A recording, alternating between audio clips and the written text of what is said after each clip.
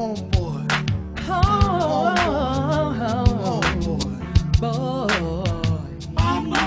Brothers, there's only one blood, cause it ain't no sense in us trampling on the stones. It's us, down to the bone. Blood is thick, waters were known well, cousins were kept apart, mothers were often memories. Fathers were not favorites on the farm, for he could do some harm, he could wreck the master scheme, for he, brothers, could dream. Your mama ain't no saint, your daddy died in a shallow stream, but your uncle Dr. King did have a dream, my brother. And what is your real excuse? Why can't you study your lessons and stay in school? Why can't you study your lessons and stay in school? Free love and sex ain't nothing but a game. Don't never last, try hope. Take a chance on love, register to vote. Money ain't everything, but you could buy her a ring. Listen to little blackbird sing. Welcome to the Qumran Report. May the peace and blessings of the life-giving creative spirit be upon you and upon your family. My name is Melvin Ishmael Johnson, coming at you live from the Qumran studio. Now, before I get rolling today, I'd just like to mention that yesterday we lost someone very important to the Skid Row community, General Jeff Page. And just a little moment of silence for Skid Row community activist, hip hop historian, General Jeff.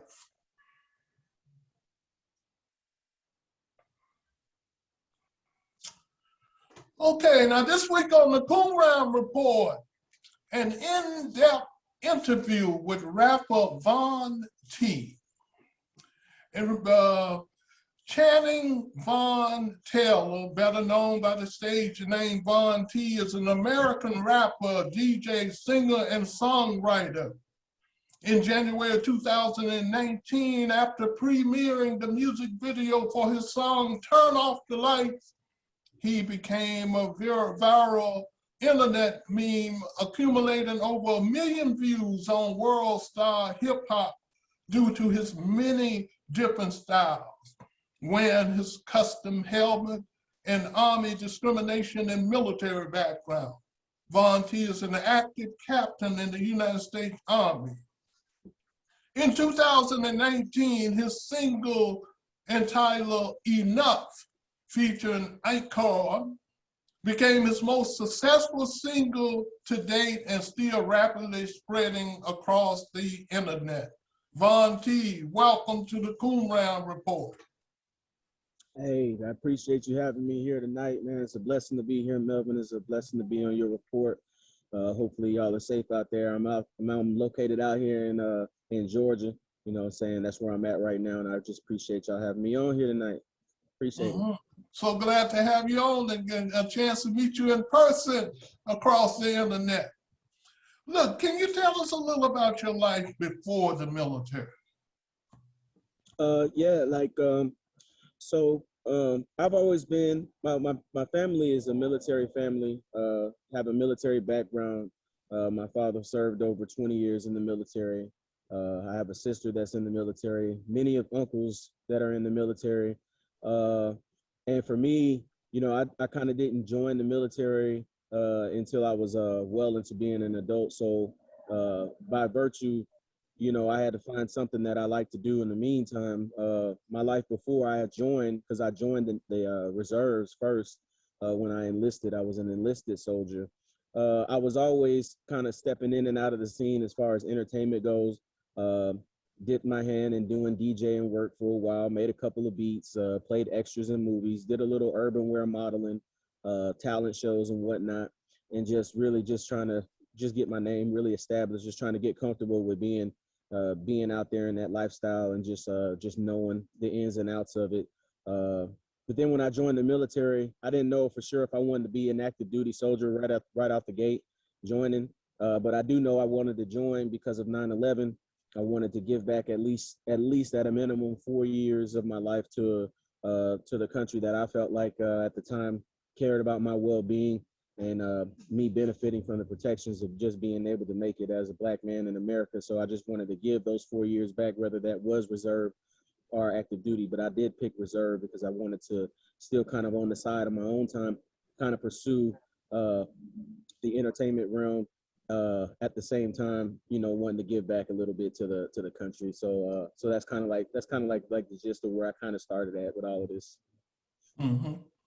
Yeah, in a way, I kind of come from a military family too, because out of my, it was 7 males and 2 females. 6 of us served in the military. I had 3 that served in the Army, 2 that served in the Air Force, and I served in the United States Marines. So what was your skill? Service. Thank you. What was your skill training, your MOS in the military? Yeah, I have a real diverse background when it comes to the military. I've been in for 18 years. September 10th made 18 years, and so that is the anniversary of me joining just passed. I've actually had 3 different MOSs since I've been in the military. When I joined, when I was enlisted, I was an 88 Mike, which is transportation. For all my transpo heads out there, they know exactly what that means. We trucking and we moving stuff along and delivering stuff. That was my job when I was deployed. Saw stuff get blown up, saw, a lot of stuff go wrong, gained a lot of experience from that, and then went to college. And then, I decided I wanted to chase the dream of being an officer as well. Told myself when I went to officer school, I said, hey, if I get a good score, if I get the job that I want, then I'll go active duty. The pay is good.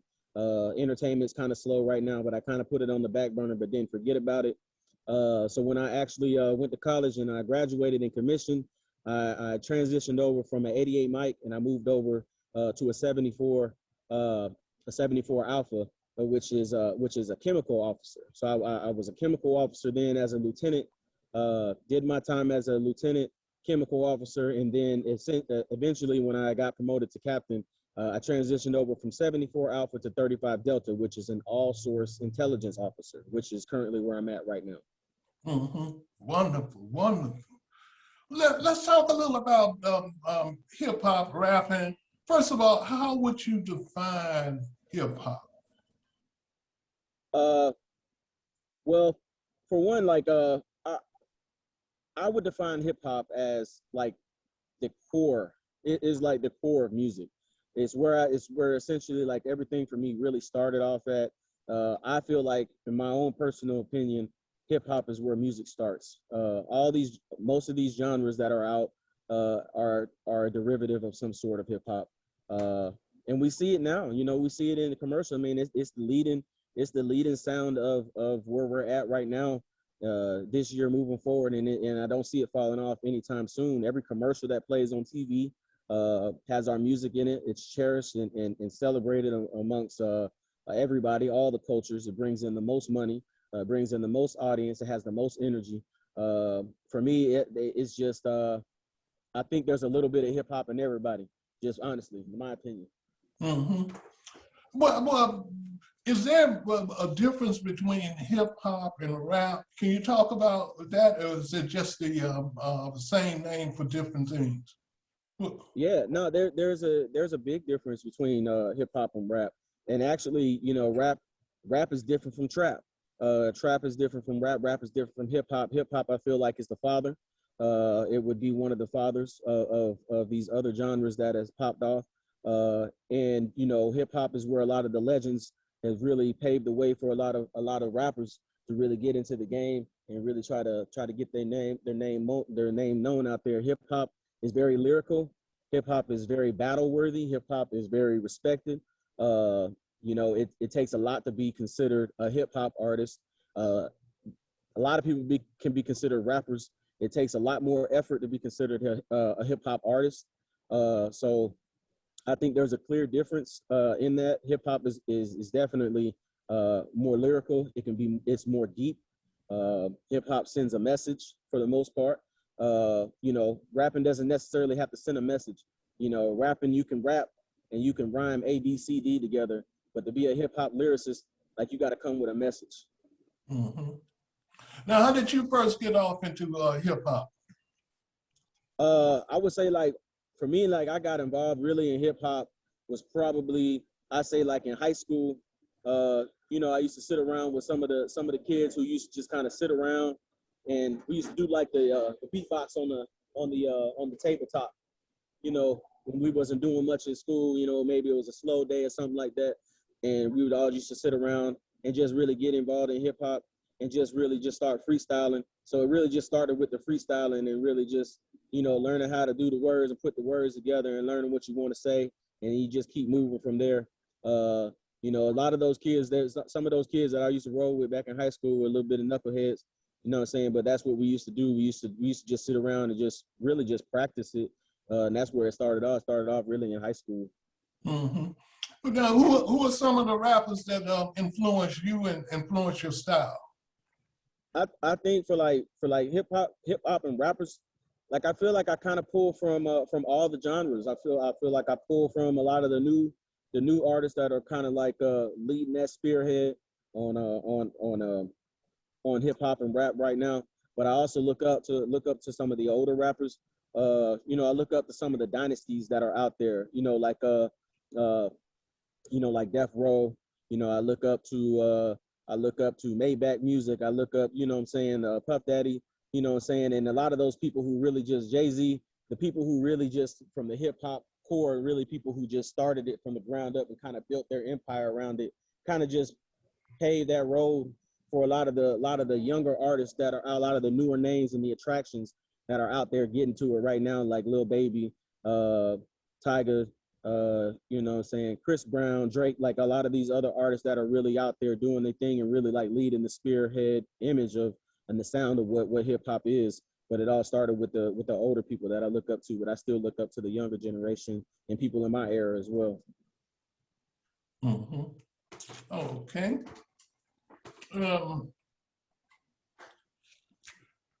Let's you know, I just want to mention something earlier because I was going to do a save the date, but I'll do that at the end of the show. Kind of slipped past me. But look, I looked at that video, Turn Off the Light. I thought that was a very creative, professionally outstanding video. So what we're going to do now, we're going to play the video, Turn Off the Light, and then we'll come back and discuss the military objection to it. So right now, turn off the light.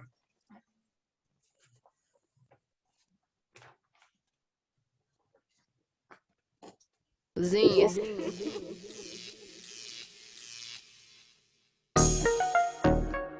Bond. Code 127. Bond T.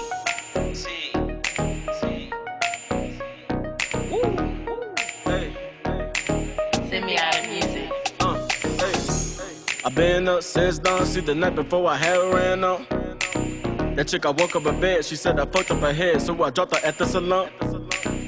I don't want a hooked on and I don't need no add-on, ain't no point to lead you on. So when I hop up in that candy cutter, coat of crayon, I hit the gas, then I'm gone.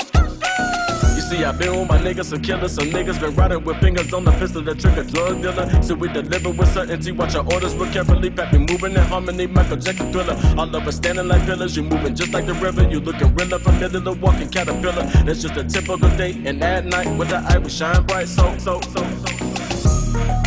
Turn up the lights, hey, we shining so bright. This money I blew, hey, we big it all night, hey. Said turn up the lights, hey, we shining so bright, hey. This money I blew, hey, we in the daylight.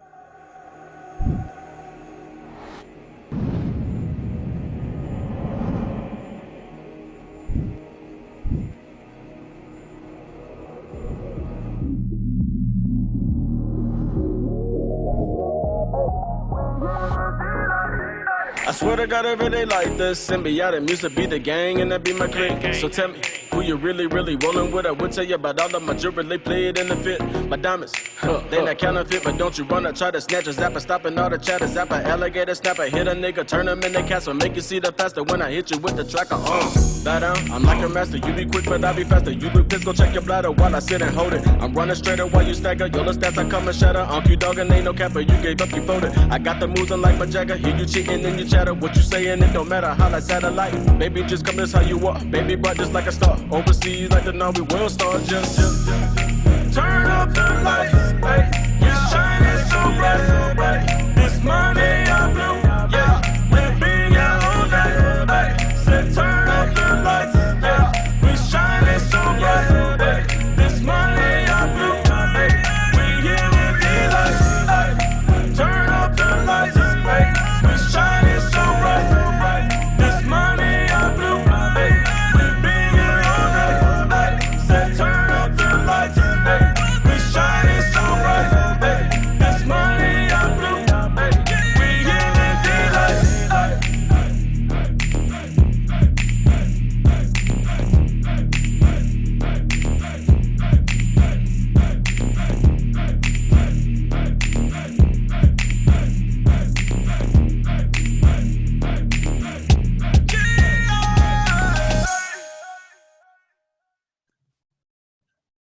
Zines.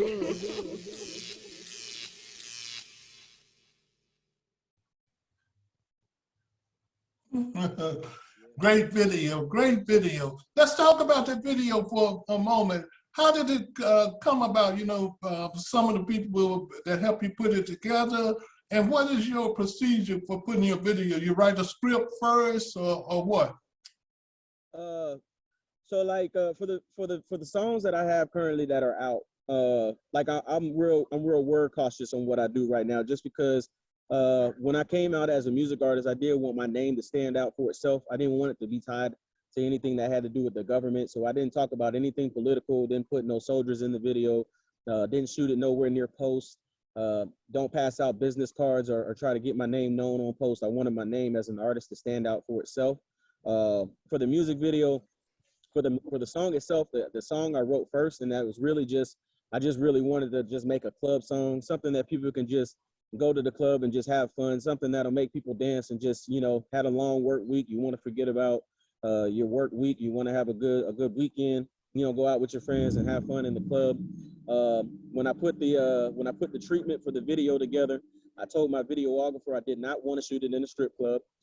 Everybody who was in my video, who was on screen, dancers and everybody, they were all paid actresses. And they all had coverings on. Nobody was there was nobody nude in there at all. Yeah, it was just like a real good, just like a feel good video. Shot out in Atlanta, Georgia. You know, shot out way away from where I was stationed at, which is Augusta, Georgia. You know, on my own time, my own money. You know, it was a hobby at the time. I just really wanted to put a visual behind my single. And I did it, and I had no expectations that it was going to take off. I just wanted to put forth my best effort in putting a visual together for a song that I felt like had some potential. Mm-hmm. Now let me ask you this: what legal avenue did the military use to ask you to take down the video? So I was pressured first. I was bullied, threatened. You know, they came at me. First, when the video dropped, because I had two singles that I had put out before that one, which it was called The Plug, and the second one was called Brands, and then I dropped Turn Off the Lights. So I had already released music while I was serving, had no issues at all. When I released Turn Off the Lights, it had been out for a while too, and I didn't get any backlash from it. It's only when it hit World Star that I started to get, you know, these intimidation factors that they tried to place on me. You know, I got counseled, you know, where it was like they said in my counseling statement, they said, you know, it's clear that you have musical talent, just use it the right way. In my counseling, there was never no direct order to take the music off of the internet or anything, you know, and so I took it as, okay, I don't know what you're saying is use it appropriately, because where I'm from and where you're from is two different areas, but we're both in the United States. You know, where I grew up and what I listened to is different from what you grew up and what you listen to. and I respect where you come from and everything that you believe in and what kind of music that you listen to. So who are you to tell me what kind of music that I should listen to? So I left it alone. A year later in 2020 is when they doubled back and pulled me into the office and tried to demand me at this point to take the music down. At this point, the music had already been circulating. It's been on WorldStar, it's been on YouTube, it's been shared on across all social media. Tried to give me an order to take the music down without giving me any instructions or directions on how you actually want me to achieve this goal.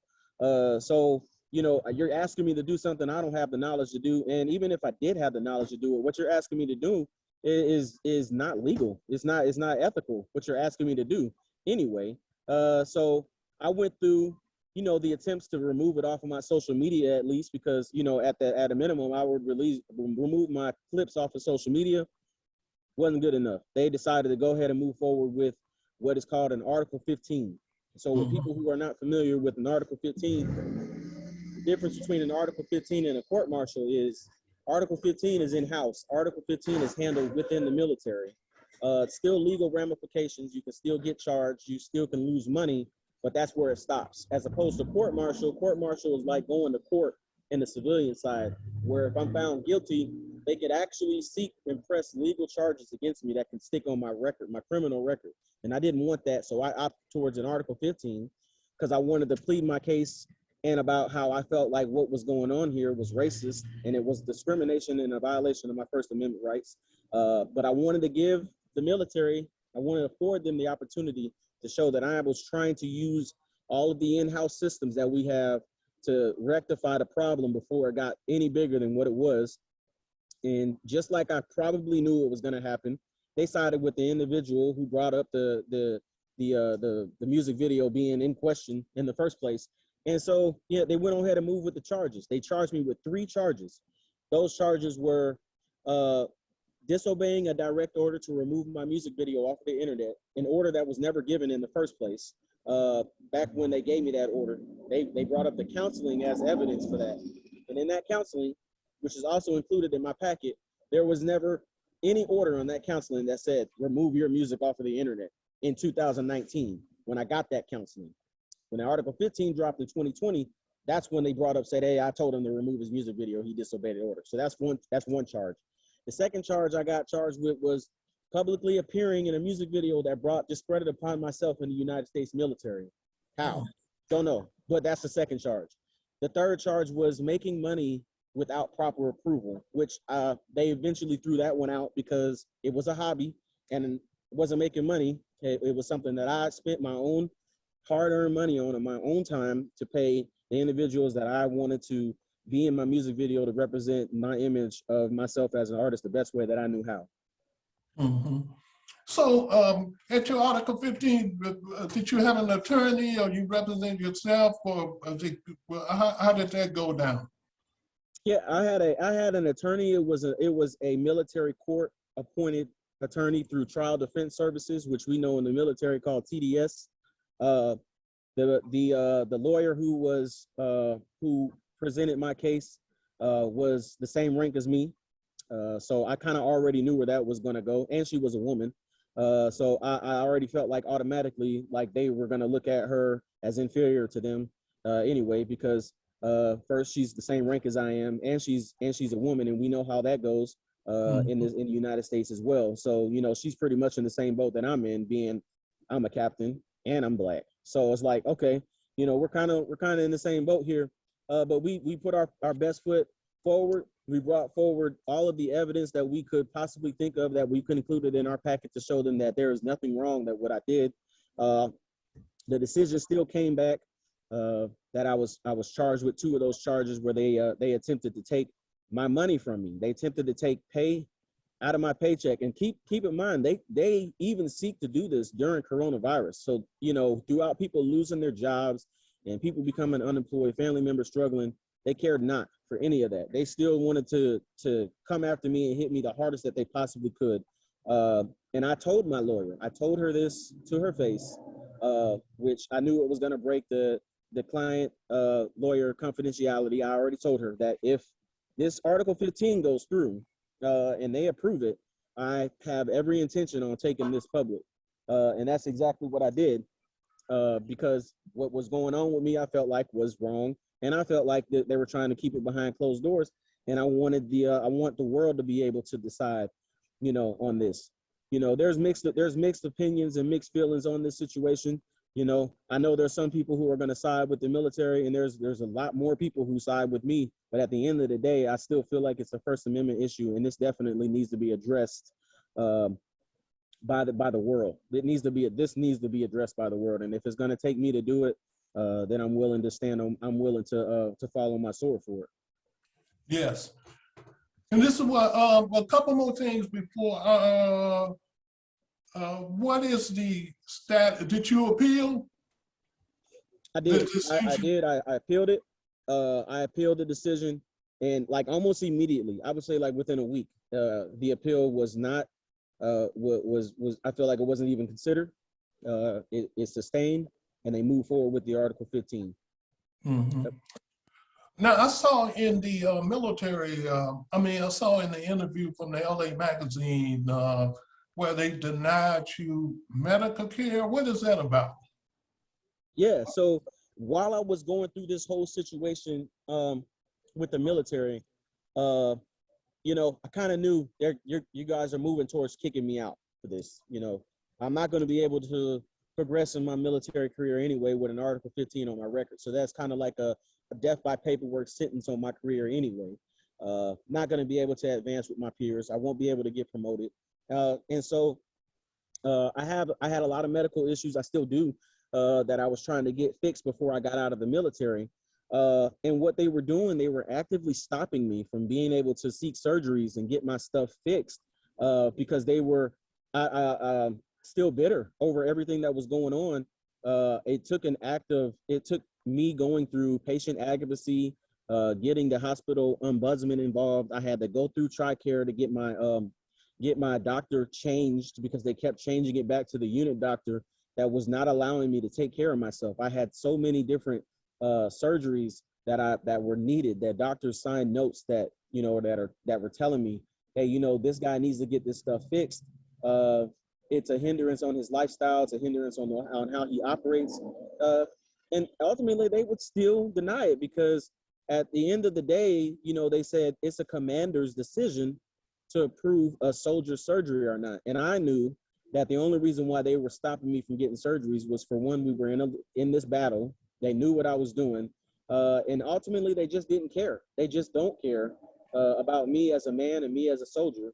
And yeah, it took a lot for me to get that done. And even now, as I'm processing out, because I'm still in, I just stopped trying to get medical care until I get out. There's still things that I need to get fixed on, but I had gotten so worn out of trying to submit forms to get surgeries and get stuff fixed before I got out. I said, hey, you know what? I'm just going to try to handle this on the veteran side when I get out, because they're not going to do anything but deny it.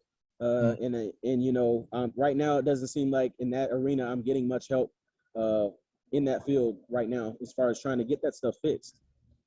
How about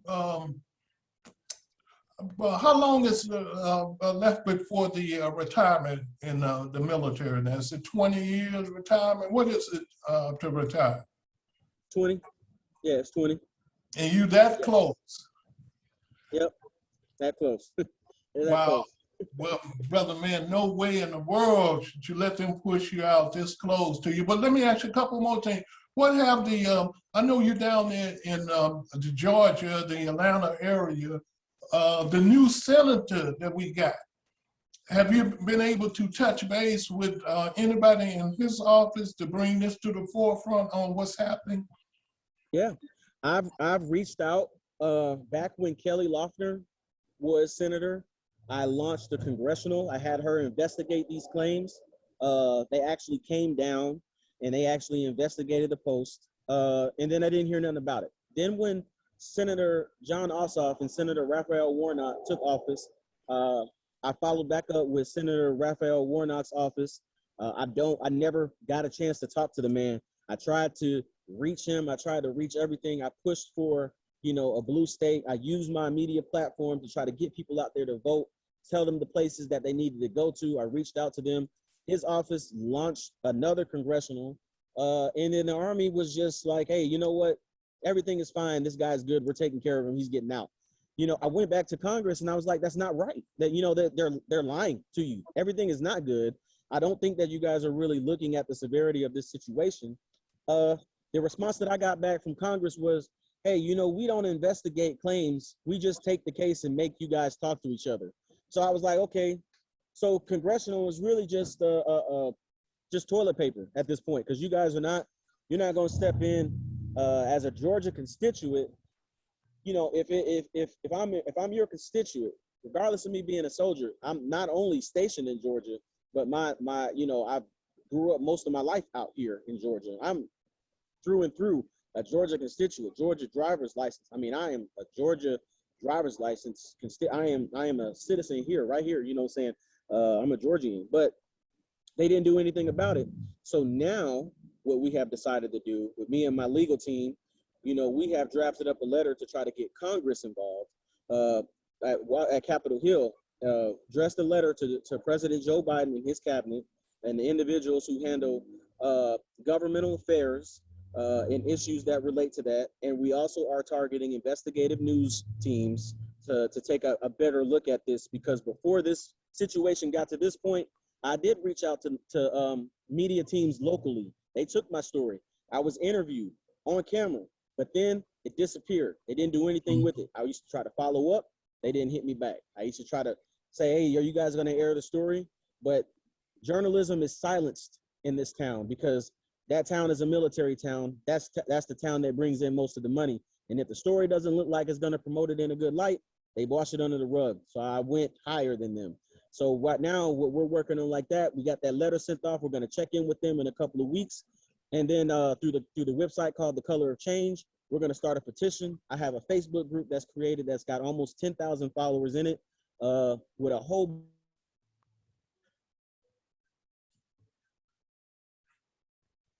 to get it out there and get people to sign it so we can go ahead and start the real movement that needs to happen. Yeah, most definitely, sir. Need to get out because it's like a 100-year circle. And what I mean by that is the same way that they used to feel about jazz over 100 years ago is the way they feel about hip hop. And so I like to read something. The main thing I want to get into now is I like to talk about how to create a space in the military for hip hop culture, because that is our culture. That's why the youngsters are definitely behind me. And I would like to bring up the name Lieutenant Jesse Europe, because this is the only person that I could think of who had a similar situation to yours. And I'm going to read something on James Reese Europe, born February the 22nd, 1881, and he passed May the 9th, 1919. He was an American ragtime and early jazz band leader, arranger, and composer. He was the leading figure on the American music scene of New York City in the early 1900s, 1910s, heading up to the 1920s. U.B. Blake called him the Martin Luther King of music. Now, his military experience was during World War I. Europe attained a commission in the New York Army National Guard, where he fought as a lieutenant with the 369th Infantry Regiment, the Harlem Hellfighters, when it was assigned to the French Army. He went on to direct the regimental band to great acclaim. In February and March of 1918, James reached Europe and his military band traveled over 2,000 miles in France, performing for British, French, and American military audience, as well as French civilians. Now, after his return home in February of 1919, he stated, "I have come from France more firmly convinced convinced that more than ever that Negroes, talking about African American blacks, should write Negro music. We have our own racial feeling, and if we're trying to copy whites, we would make a bad copy. We won France by playing music which was ours and not a pale imitation of others. And if we are to develop in America, we must develop along our own lines. So that is Jesse Europe, and it's similar to yours, Von T, simply because the way that they looked at jazz at that particular time, they thought jazz was too much drugs involved, too much sex involved, too much racial mixing and all that kind of stuff involved. And but what Europe was able to do, because he was the foundation for these great band leaders like Count Basie and Duke Ellington and all of them that came along later on, he was able to create a space in the military for the jazz culture. And that's where you have all these big bands throughout the military, all branches of it. And what are your thoughts on the ability for hip hop to do the same thing?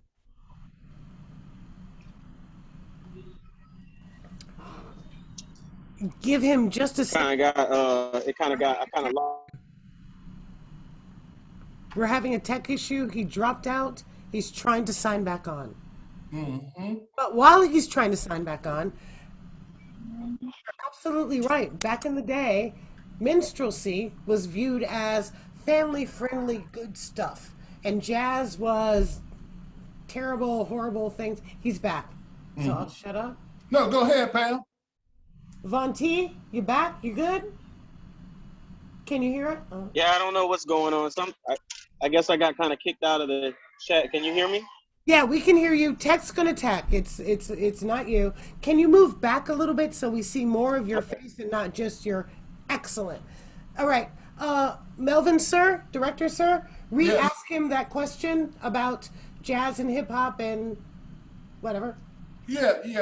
And then Pam, your comments was on part two. I'd like for you to have a chance to chime in on that, especially talking about the ministry.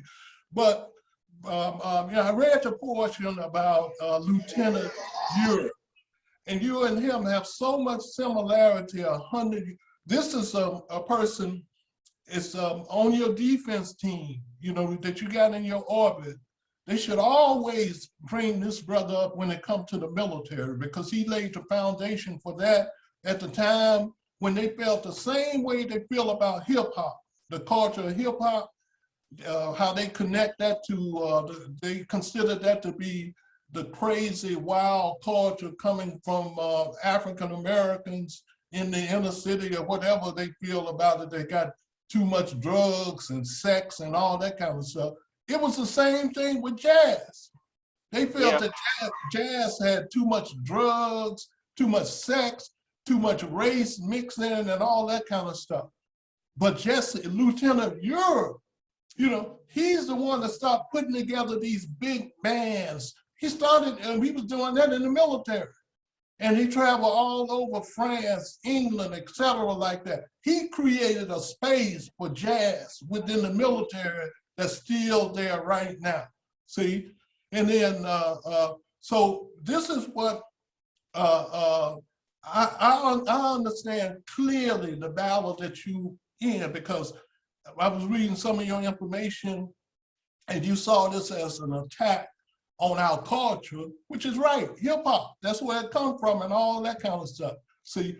And so I figured the challenge now is how can we get enough people behind us, especially from the community, to get them to create a space for hip hop within the military, this new form. What are some of your thoughts on that?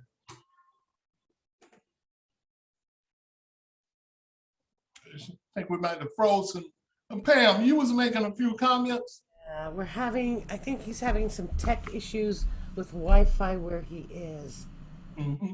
I'm not sure what I can do to help. I'm sorry, sir. What did you say? Well, I'm trying to figure out how to help him. You were talking about the ministry and how they looked up on jazz during that Oh, particular time. minstrelsy. Yes.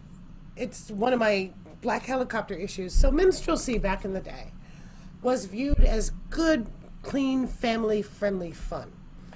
Minstrel shows were in homes, they were in, what do you call them? Auditoriums, theaters, and families were encouraged to come and see it.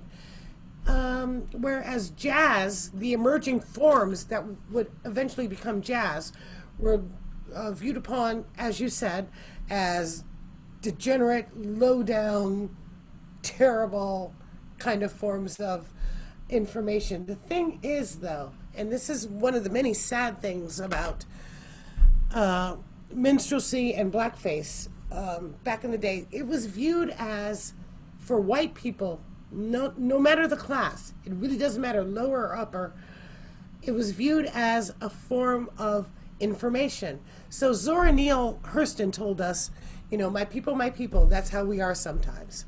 Minstrelsy stopped at those people, that's how they are. Mhm. And so Vaughn is back and he's connecting, and I'm going to stop talking as soon as he's back on. And there we go. He's back. I'm done. Yeah, so Vaughn, what we was talking about earlier, we read the information on Lieutenant James Ure, who laid the foundation for great musicians that would come later, like Count Basie, Duke Ellington, etc., like that. But the similarity to what you're dealing with now is it was almost like a clash of culture then. The way they felt about jazz music is the same way they feel about hip hop. They thought jazz music had too much sex, drugs, etc., like that. What are some of your thoughts on that, on the hip hop culture? Yeah, I feel like it's history repeating itself. It's a false stereotype. It's a false stereotype, and I feel like it's a narrative to try to silence us. It's a narrative to try to silence our creativity and try to suppress our culture. And it's really a slap in our face. Like I feel like I see a lot of similarities in what he went through and what I'm going through. And maybe this has come back around, as history repeating itself. But this time, I plan on taking this a little bit farther. Maybe I'm picking up where he left off at, and I'm gonna run with it this time. Yeah, And we're gonna get some changes and with some results this time. It's not gonna happen again. yeah, exactly. Because you got so many of the young brothers out here that's into the hip hop, and if we had some kind of space in the military for that accepted the hip hop culture, I think this would a lot of little youngsters would see this more of an option as opposed to what they're looking at now, especially when they see a fight like this going on. And one other thing, I thought what was so important, because you've had a lot of great musicians that went through the military, entertainers that went through the military. You just think of Jimi Hendrix. You go down the line with that. But the similarities between you and Lieutenant Jesse Europe is the fact that you are officers, and the officers provide the leadership for the military. And I think this will make you so important in relationship to spearheading this particular fight, and how important it is to build up a movement behind you. Because a lot of things are happening in the military now, and I always push this. I know when Black Lives Matter was pushing this defund the police in these different cities to deal with the economic problems, and I always felt that I liked the concept, but I always thought it should be about defunding the big police. When I say the big police, I'm talking about the military, which is over half of the military budget, right? over half of the United States budget goes towards the military. And see, and I think that we're heading to a space now where all of those funds and stuff like that, when I'm talking about defunding, I'm talking about rearrange, I'm talking about creating a space where all of this money, you know, that can really impact what's happening in the communities on the outside. So I had, let me see if I have another question for you. How about, let me get some of your closing, Brother George Corbin. Yes. Did you have a question from listening to all of this? Did you have a question? I have a couple of simple questions. One, where did you go to college? I graduated from Columbus State University out of Columbus, Georgia. That's where I got my undergraduate degree in criminal justice. And then I started to seek administration of justice in UAF, the University of Alaska Fairbanks in Fairbanks, Alaska. Yep. Right. Did you have any contact or interest in predominantly Black fraternities? Oh yeah, I'm Because gonna they would be. Go ahead. Q. I'm an Omega. You're a Q. Okay. I'm not a Q. I'm an Alpha. But Okay. I'm an Omega. Okay. Yeah, I'm a Q. But, Yeah. yeah. As of 1961, so they were in the old days. You've heard stories about that.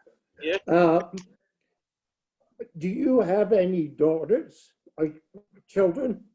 I don't, and that's one of the benefits that I do have that has actually worked in my favor. I don't feel like there's anybody that I know of currently right now that could be able to bear a lot of the stress that I have. I'm not married. I don't have kids.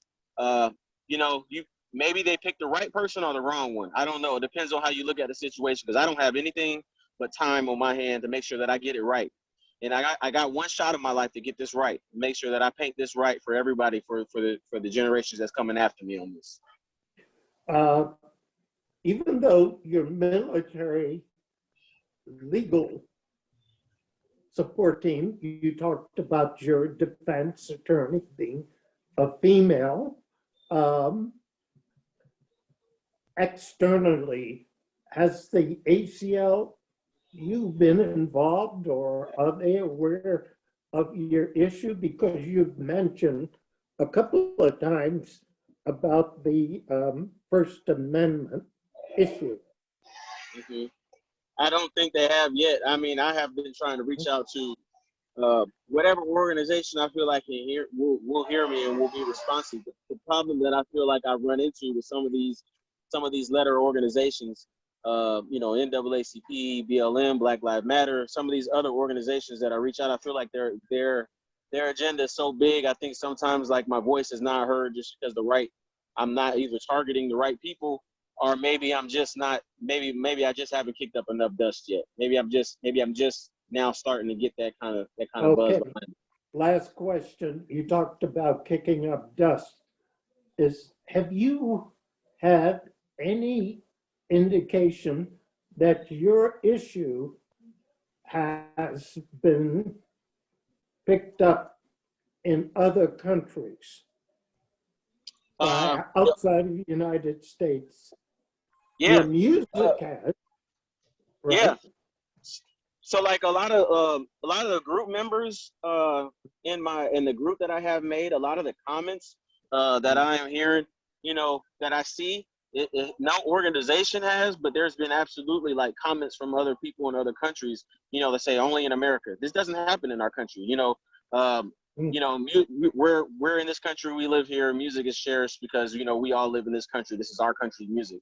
Only here, you know, that I run into those problems, you know what I'm saying? But I do get comments and chimes in from people from other countries about this situation. They have joined the group. They have joined the movement in this. Got it. Thank you. Mal? All right, George, thank you very much. a couple of things I'd like to mention, Von T, is the possibility of using your skill set and your story. Your story is such a unique. I can see a hip hop script, a hip hop play, a hip hop musical, or something like that about your life, about what's happening right now, to get it to the forefront, even if it's half an hour, or 45 minutes, or whatever like that. Because I think we have to use every tool that's available to us to get this out, to get people to support.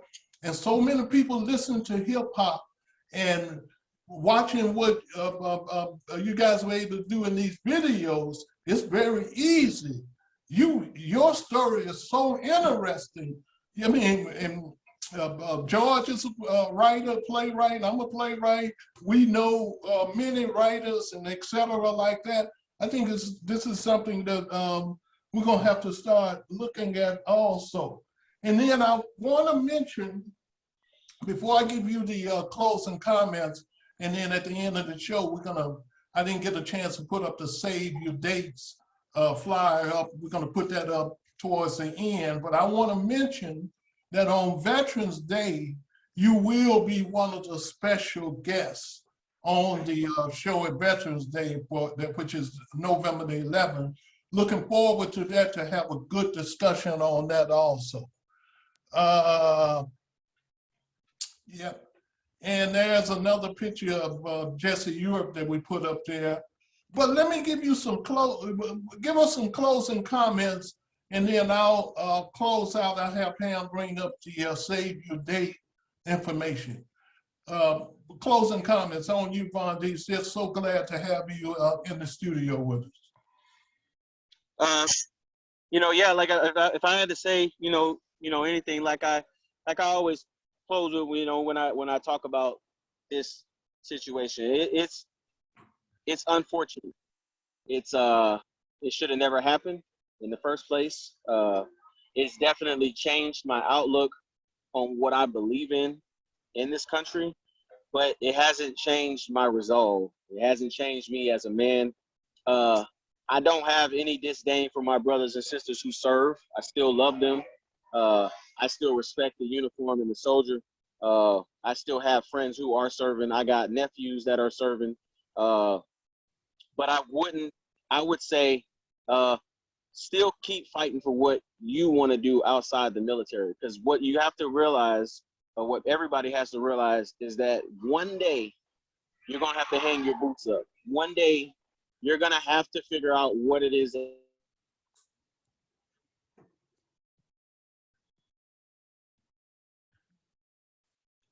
fighting for, whatever it is that you feel like is your version,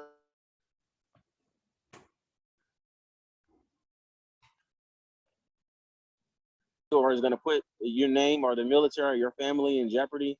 You shouldn't be prosecuted. You shouldn't have to worry about looking over your shoulder for championing where you come from. So just keep fighting. Hey, thank you very much, Von T.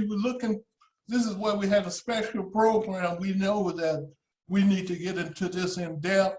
We'll pick up the subject again on Veterans Day, when we can get into an in-depth discussion about the similarities definitely between you and Lieutenant Ure almost 100 years later.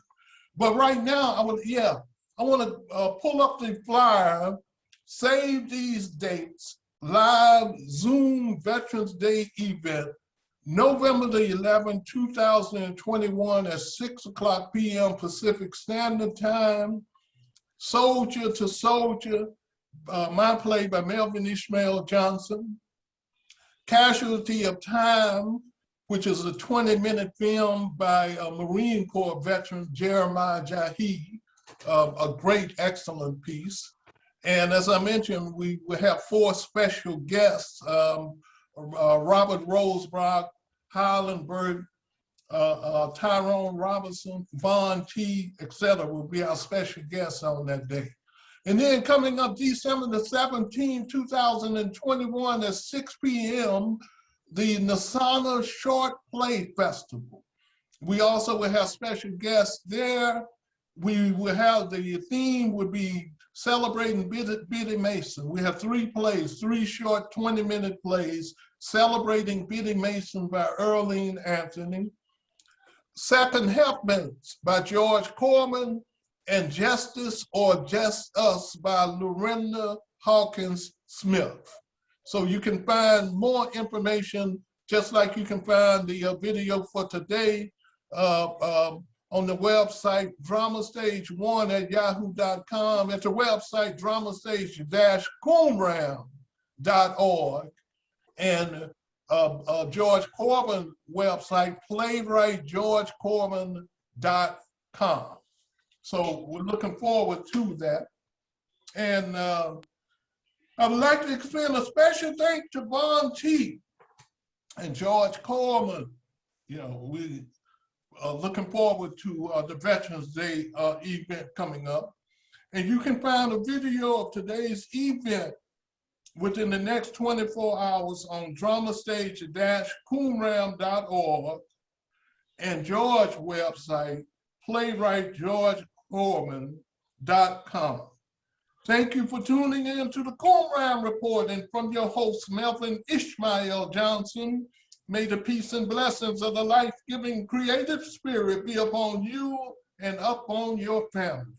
I leave you with a song that opened the show, Homeboy by Sunchi Ali.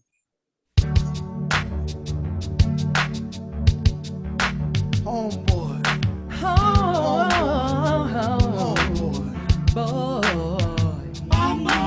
Brothers, there's only one blood, cause it ain't no sense in us traveling on the stones. It's us, down to the bone. Blood is thick, waters were known well, cousins were kept apart, mothers were often memories. Fathers were not favorites on the farm, for he could do some harm, he could wreck the master's scheme. For he